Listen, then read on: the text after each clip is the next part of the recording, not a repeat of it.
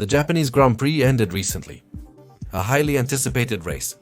With the volatility of the Australia-China rhythms and the uncertainty of what could happen in this Japanese Grand Prix. And in the end, although we have had a fairly linear race due to different circumstances, the fight for the Drivers' Championship has heated up. And the following races will definitely be much more interesting. Today perhaps the race was not the best on the planet, but the outlook it leaves is pure gold for Formula 1 ahead of the following Grand Prix. So ladies and gentlemen, it's time for us to head to the summary of round number 3 of the Formula 1 World Championship in this 2025. Before we begin, we had only one surprise heading into the start of this Grand Prix in terms of penalties, and that is Carlos Sainz obstructed Lewis Hamilton's attempt in the classification. And that cost him a 5 grid place penalty for this Grand Prix, sending him down to the 15th position. But the big surprise is that with an absolutely crazy lap and coming from God knows where, Max Verstappen beat Lando Norris's Piastri to take the first position to extend the race on Sunday. A very important lap because on this circuit, and with the clean air, despite the pace, he had a chance to beat the McLarens on the Suzuka track. So Sunday looked at least promising for this Grand Prix.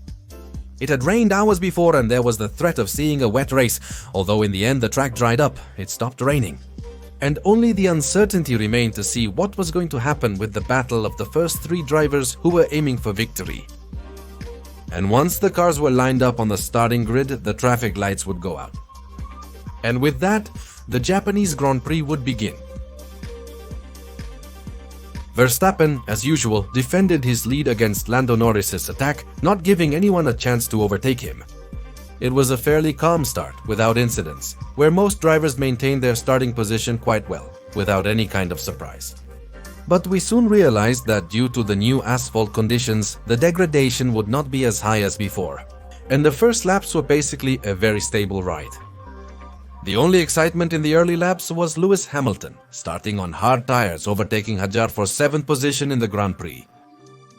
Aside from that, the first laps were completely stable. On lap 10, Stroll pitted after starting on softs, and Dujan did the same, pitting on lap 16. Verstappen controlled the pace at the front, keeping a 2-second gap to Norris without pushing hard.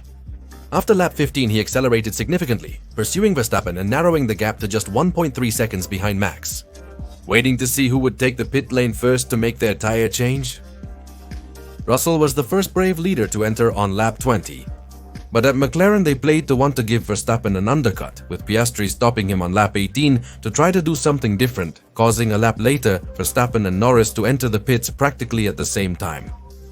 McLaren's pit stop was quicker than Red Bull's but insufficient to overtake Max. And both drivers came out practically simultaneously and had a small squabble at the exit, where Norris accused Verstappen of having pushed him off the track. But in the end, nothing really happened and no investigation was carried out. Leclerc pitted during that lap range, while a few drivers like Hadjar, Albon, Lawson, Bortoleto, and Hamilton stayed out longer on hard tires. Kimi Antonelli also extended his first stint on medium tires, but with a pretty solid pace, and he was leading to become the youngest driver to lead a race in Formula 1. Meanwhile, Verstappen and Norris dealt with cars that hadn't pitted yet, and the difference between the two had extended back to 2 seconds. On lap 26, Hadjar went to the pits, and Albon, who was quite upset about how the team handled the strategy, made some overtakes trying to regain positions. On the 28th, he overtook Bortoleto, and on the 29th, Esteban Ocon, in an attempt to not lose time and stay within the points. Sainz tried to slow down Hadjar to give Albon a chance to catch up, but ended up failing, being easily overtaken on lap 30. And at this point, the race was still pretty much as it had started. No laughter, 2 seconds of Max Piastri pushing without being able to overtake. And at least we had the doubt if Max could keep up with the strong pace that the McLarens had. Hamilton pitted on lap 31 to switch to mediums and Antonelli a lap later for hards. However, Hamilton's pace was disappointing, unable to match any other driver with that tire. On the other hand, Antonelli's pace was quite solid, running faster than his teammate. And Kelly Clark? But with a lot of time to make up, with not many laps left to finish the race. The tension returned to the front as Norris tried to get into RS range, but despite his best efforts, he couldn't achieve it. Piastri was attacking Norris and getting into RS range faster, but due to the circumstances of the track and obviously being identical cars, he couldn't overtake him.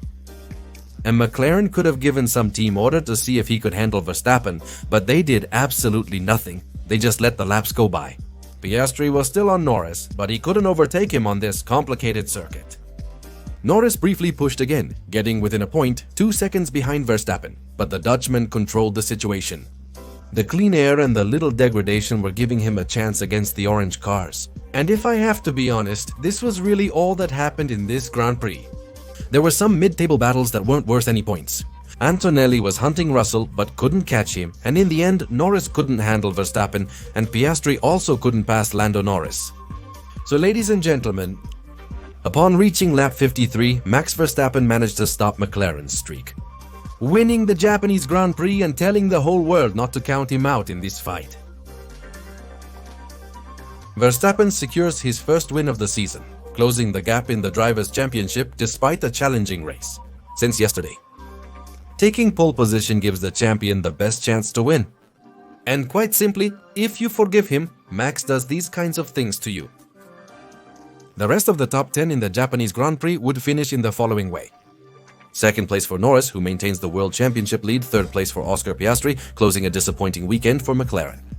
Fourth place and great race for Charles Leclerc. Fifth place for George Russell. Sixth place and standout race for Andrea Kimi Antonelli. Seventh place and disappointing race for Lewis Hamilton. Eighth place and great race for Isaac Hayter. Ninth place for Alex Albon, who scores for the third time in a row. And closing the top 10, Oliver Baumann, who rescues a little point for the Haas structure. Honestly, despite my love for the Suzuka circuit, today's race was generally uneventful. The new asphalt was much less abrasive than last year, and that made today's degradation practically nil. And so, the little train we witnessed in this race? The battle for the top 3 spots was exciting and the most thrilling part. But given the characteristics of the track, it didn't go beyond a chase that ended just as it started. So my rating for this Grand Prix will be 4 boring race.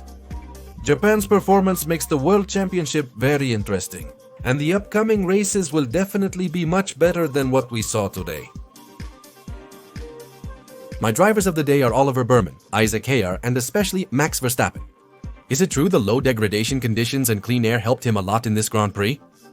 But the guy won the race yesterday, and today he simply dedicated himself, not making mistakes and maintaining a beastly pace that has helped him beat the 2 McLarens on this circuit. And my disappointments of the day are Lewis Hamilton and the McLarens. Lewis basically without rhythm since yesterday bet on something different, which has not worked for him, and he gets a very limited result in this race. And the McLarens, why basically they lost the competition since yesterday and today nothing has helped them. And the worst part is that they didn't even deign to want to try something different. They earned the most constructor points, but the Drivers' Championship is close. And if you leave Max alive, don't be surprised, and then he ends up stealing your wallet. Ladies and gentlemen, this concludes the summary of the 2025 Formula 1 Japan Grand Prix. But this is where I ask you, what did you think of this Grand Prix? What rating do you give this competition? And what outlook do you think Japan leaves us facing the upcoming races of this Formula 1 World Championship? Let me know all your opinions in the comments section. If you enjoyed this video, please give it a thumbs up. Goodbye. Subscribe to this channel, turn on notifications so you know when I'm uploading a new video, and share this with your friends. I also invite you to follow us on our Instagram and Twitter accounts, linked in the video description. And see you next week for the preview of the Bahrain Grand Prix. Thanks for watching. See you later.